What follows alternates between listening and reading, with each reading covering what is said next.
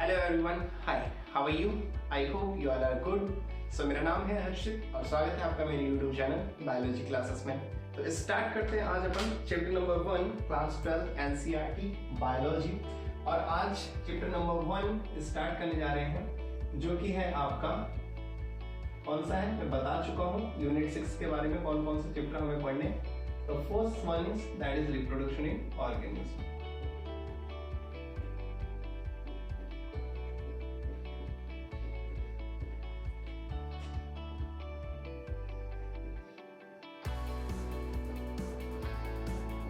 Reproduction in organism, ठीक है। अपनी एनसीईआरटी अपने सामने ओपन करके रखिएगा।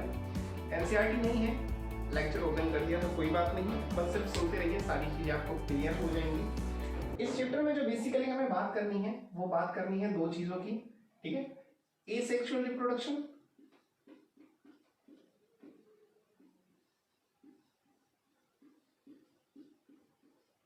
और सेकंड है आपका that is sexual reproduction.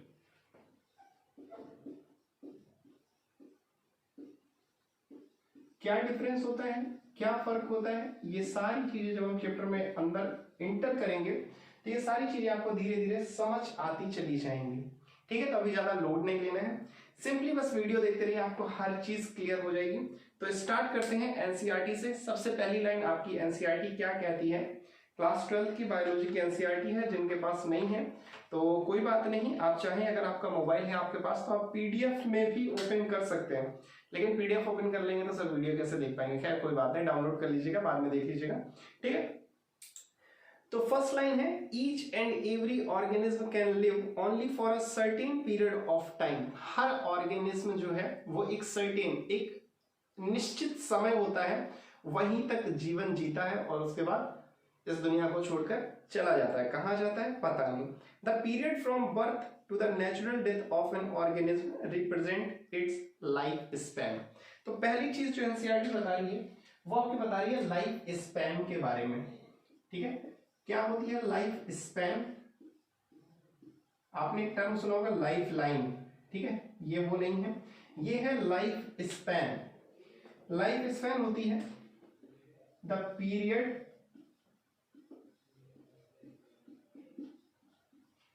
from birth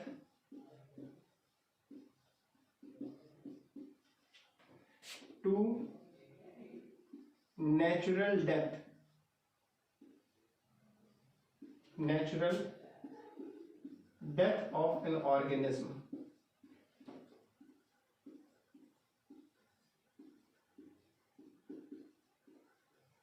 ठीक है। कोई भी ऑर्गेनिज्म हो, ऑर्गेनिज्म का मतलब चाहे हम इंसान हो, कीड़े मकोड़े हो, जानवर हो, पेड़ पौधे हो, कोई भी हो, ठीक है, उनका जो जन्म होता है, बर्थ होता है, बर्थ से लेकर के नेचुरल डेथ। अब यहां पर जो समझने वाली चीज है, समझना क्या है, यहां पर जो एनसीईआरटी ने बोला है वो बोला है नेचुरल डेथ, ठीक है। ये लाइन याद करने वाली है, समझने वाली है, याद क्या ही करना, समझना है। नेचुरल डेथ, एक डेथ क्या होती है वो हम ह्यूमंस में होती है, दैट इज कॉल्ड सुसाइड, ठीक है। ये ना तो पेड़ों में होता है, ना कीड़े मकोड़ों में होता है, ना किसी एनिमल में होता है, सिर्फ हम लोगों में होता है। हम लोगों में होती है एक death, that is called suicide, ठीक है। इसको हिंदी में कहते हैं खुदकुशी। अब हिंदी में क्यों खुदकुशी कहते हैं आई डोंट नो, क्योंकि खुदकुशी का मतलब होता है वो चीज जो आपको खुद में खुशी दे। और मुझे लगता है कि जीवन को मार देना एक खुशी है, जीवन को जीना अपने आप में खुशी है, मारना नहीं, ठीक है। तो सुसाइड ये हम लोगों में होता है लेकिन बाकी किसी में नहीं होता। तो यहां पर चाहता तो एनसीईआरटी सिर्फ डेथ ऑफ ऑर्गेनिज्म भी लिख सकता था, लेकिन उसने बात करी नेचुरल डेथ की, यानी कि नेचर के थ्रू हमारी अगर डेथ हो तो पैदा होने से लेकर के नेचर के थ्रू हमारी डेथ होने तक का जो समय अंतराल है, जो समय है, that is called life span of an organism, ठीक है। हर किसी ऑर्गेनिज्म की अपनी अपनी अलग अलग लाइफ स्पैन होती है, किसकी कितनी होती है नेक्स्ट पेज में एनसीईआरटी में दिया है, उसकी भी अभी हम बात करने वाले हैं कि पेड़ों की कितनी होती है, हाथी की कितनी होती है, घोड़े की कितनी होती है, गुलाब का फूल जो आप लोगों को मिलता है उसकी कितनी जिंदगी होती है ना, किस टाइम के बाद वो खराब हो जाएगा।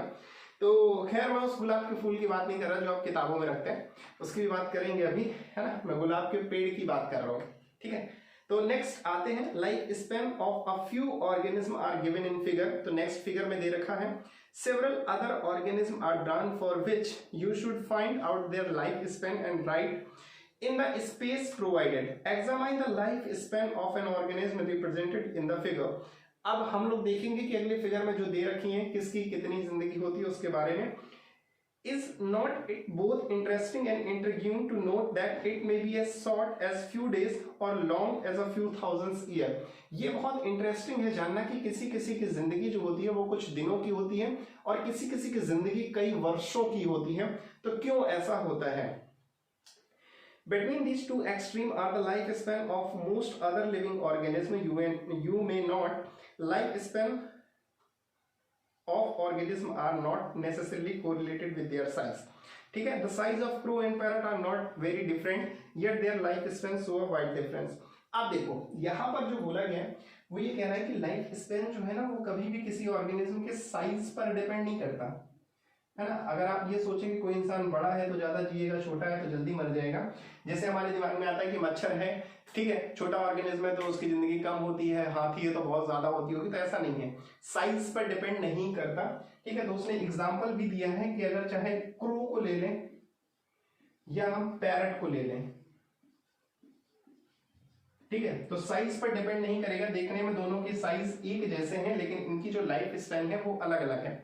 किसकी कितनी है अभी नेक्स्ट पेज पे बात करेंगे हम लोग। नेक्स्ट एग्जांपल एनसीईआरटी ने दिया है आपका मैंगो ट्री का,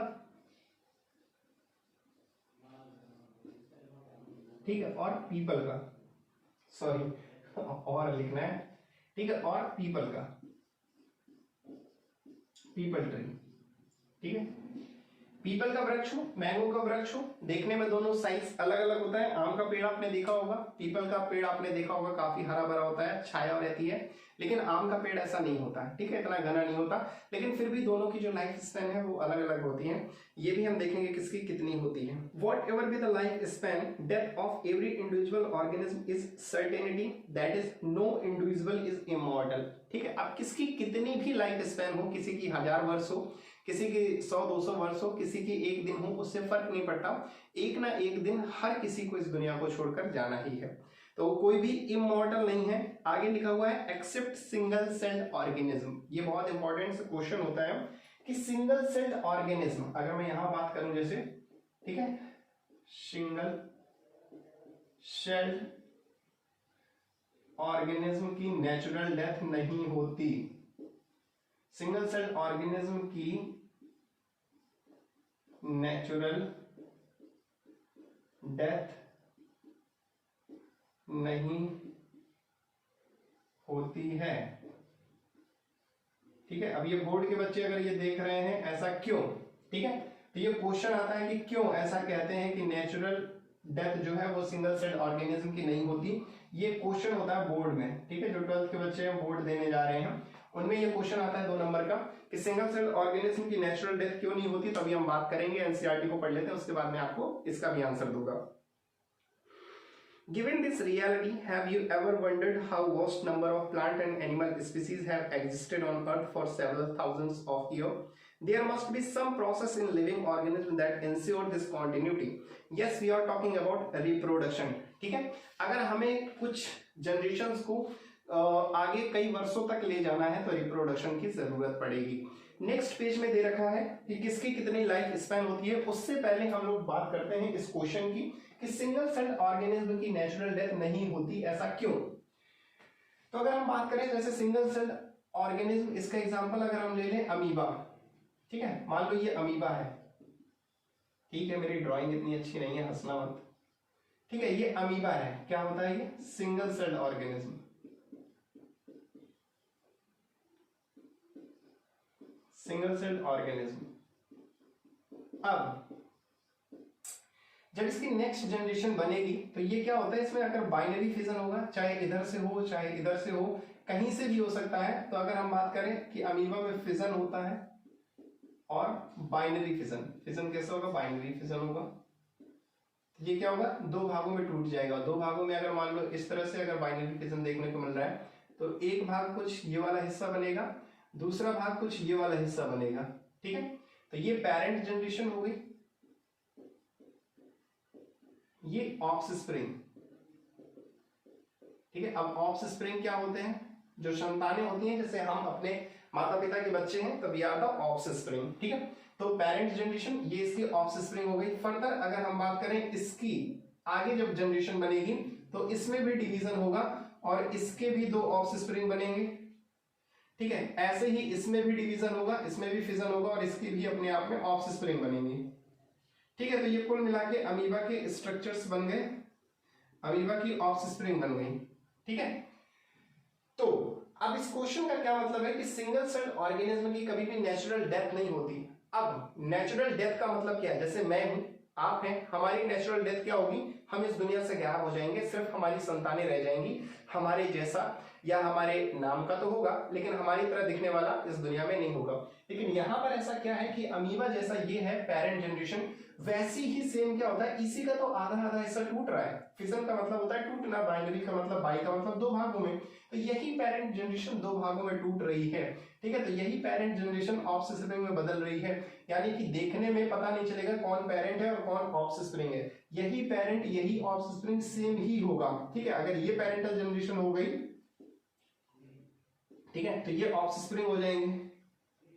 तो देखने में समझ में नहीं आ रहा है, सब एक जैसे हैं, है ना, चाहे ये हो ये हो ये हो, सब एक जैसे हैं। तो इसीलिए ऐसा कहा जाता है कि सिंगल सेल्ड ऑर्गेनिज्म की नेचुरल डेथ नहीं होती, क्योंकि वो हमेशा एक जैसे ही दिखते रहते हैं। सपोज मेरी जनरेशन, मेरे जो बच्चे होंगे बिल्कुल मेरी तरह ही होंगे, तो कोई कहेगा क्या कि मेरी डेथ हुई है, ठीक है। तो इसीलिए कहते हैं कि सिंगल सेल ऑर्गेनिज्म में कभी भी नेचुरल डेथ नहीं होती, because their offspring are just like their parental generation. और इसको क्या बोलते हैं? इसको भी एक टर्म बोलते हैं अपनी बायोलॉजी में कि अगर ऑफस्प्रिंग पेरेंट की तरह दिखाई दे तो इस टर्म को बोलते हैं क्लोन, ठीक है। आपके मोबाइल में भी आता होगा व्हाट्सएप का क्लोन, स्नैपचैट का क्लोन, मैसेंजर का क्लोन। तो क्लोन का मतलब होता है पेरेंट जनरेशन ऑफस्प्रिंग जनरेशन दोनों सेम हो जाए, एक जैसी दिखाई दे, तो उसे क्लोन बोलते हैं।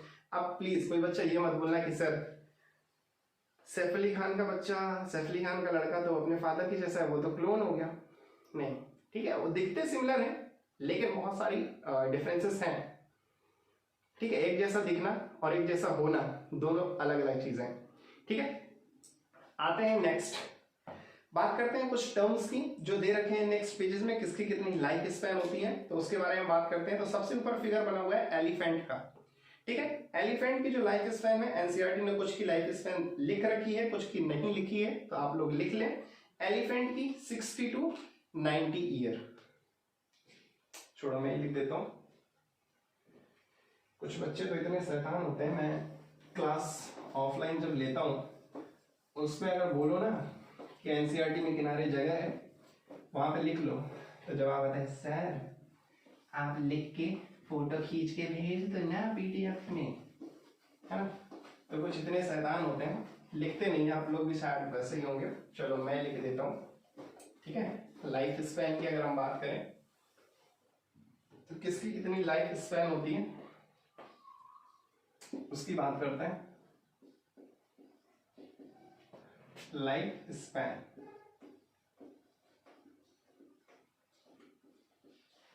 ठीक है। एनसीईआरटी ने दे रखा है सबसे पहला elephant, ELEPHANT, elephant, elephant one, हाँ ठीक।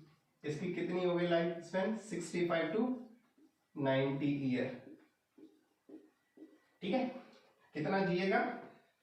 65 से 90 साल तक हाथी जीवित रहता है। नेक्स्ट है रोज, बहुत इंपॉर्टेंट है ना, आप लोगों के एकदम दिल को कुरेदने वाला है, आप लोगों के लिए बहुत फेमस चीज है, दैट इज रोज। तो रोज की कितनी हो गई? 5 to 7 ईयर्स, 5 to 7 ईयर्स, ठीक है।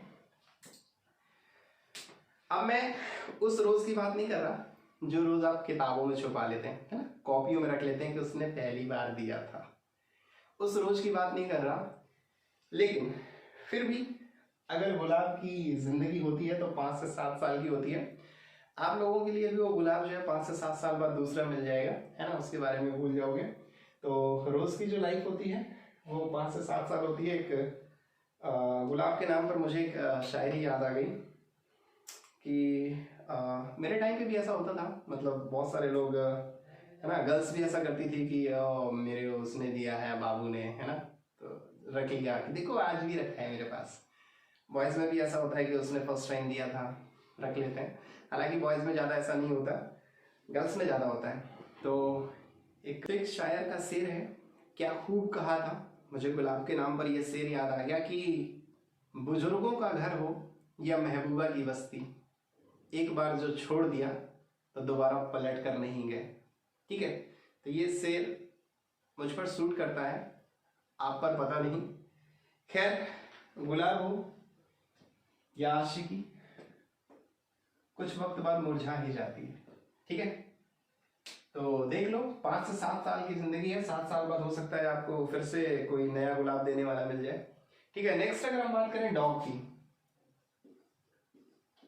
नेक्स्ट डॉग जो आप लोगों ने अपने घर पे टॉमी पाल रखा हुआ है, ठीक है, तो उसकी जो लाइफ होती है, उसकी जो लाइफ स्पैन है दैट इज 20 to 30 ईयर। ठीक है, 20 से 30 साल ही होती है। नेक्स्ट बटरफ्लाई,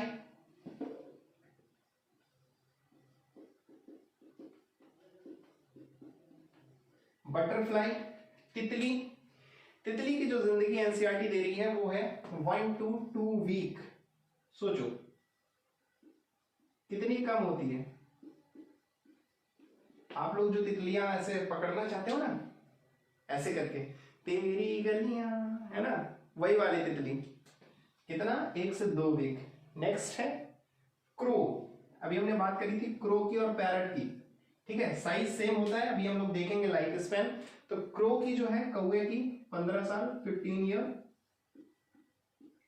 ठीक है, वही अभी पैरट की देखेंगे कि साइज सेम होता है लेकिन फिर भी कितना डिफरेंस होता है। नेक्स्ट है बनाना ट्री, केले का पेड़, बनाना ट्री, TREE पेड़। ठीक है, इसकी जो लाइफ स्पैन है that is 20 to 25 years. Next cow, गाय, इसकी है 15 to 25 ईयर्स। ठीक है, 15 to 25 ईयर्स। फिर नेक्स्ट पैरट। अब देखो, यही क्रो की बात करें, यही पैरट की बात करते हैं। तो पैरट जो एनसीईआरटी बताती है वो बोलती है 140 ईयर्स। तोता जो होता है 140 साल तक जिंदा रहता है। ठीक है, अगर आपके बाबा ने पाला होगा तो उसे पापा भी खिला सकते हैं मिर्ची, और अगर किस्मत रही तो आप लोग भी खिला सकते हैं। ठीक है, तो 150 साल। क्रोकोडाइल, नेक्स्ट अगर हम बात करें क्रोकोडाइल, क्रोकोडाइल की बात करें तो 60 ईयर, 60 साल तक हमें देखने को मिलेगा। ठीक है, क्रोकोडाइल। फिर हॉर्स, घोड़े की जिंदगी अगर हम देखें हॉर्स की, तो घोड़े की जिंदगी जो होती है वो होती है 62 ईयर्स की। ये भी अप्रॉक्स क्रोकोडाइल से ही मिलता जुलता है। ठीक है, लाइफ स्पैन की बात कर रहा हूं, देखने में तो अलग होते हैं। नेक्स्ट है फ्रूट फ्लाई। अब ये बहुत इंपॉर्टेंट है, फ्रूट फ्लाई। अब जिनके एनसीईआरटी में नहीं लिखा ना, वो चाहे तो इसको लिख सकते हैं या स्नैपशॉट ले लीजिएगा। फ्रूट फ्लाई जो होती है वो 20 से 30 दिन होती है। अभी तक हम सब ईयर्स में बात कर रहे थे, लेकिन यहां पर जो है डेज में बात करेंगे, तो 20 से 30 दिन। नेक्स्ट है राइस प्लांट। अगर हम राइस, चावल का पौधा, ठीक है, चावल का पेड़ नहीं होता है तो राइस ट्री मत लिख देना, राइस का प्लांट होता है। इसकी जो लाइफ स्पैन है दैट इज 3 to 4 मंथ, 3 से 4 महीने। फिर उसके बाद एनसीईआरटी टर्टवाइज, टर्टवाइज होता है 100 से 150 ईयर। आपने सुना होगा 200 साल तक कछुआ जिंदा रहता है। ठीक है, तो कोई कोई 200 साल भी जिंदा रहता है, लेकिन एवरेज लाइफ स्पैन की बात कर रहे हैं तो 100 से 150 साल। Last one is banyan tree. ठीक है, बनियान ट्री, वो वाले ट्री जिसमें हम लोग, जिसके नीचे हम लोग बनियान पहन के बैठते हैं, that is called banyan tree. तो ये होता है 200 से 300 साल। ठीक है, जिस ट्री के नीचे हम लोग बनियान पहन के बैठते हैं ना गर्मी में, that is called banyan tree. ठीक है, तो ये हो गई आपकी लाइफ स्पैन। इसके बाद हम लोग नेक्स्ट लेक्चर में बात करेंगे, रिप्रोडक्शन स्टार्ट करेंगे। एसेक्सुअल रिप्रोडक्शन क्या होता है, सेक्सुअल रिप्रोडक्शन क्या होता है, इसकी बात करेंगे। आज छोटा सा टॉपिक है, तो इसी के साथ पढ़ते रहें, एंजॉय करते रहें। Thank you.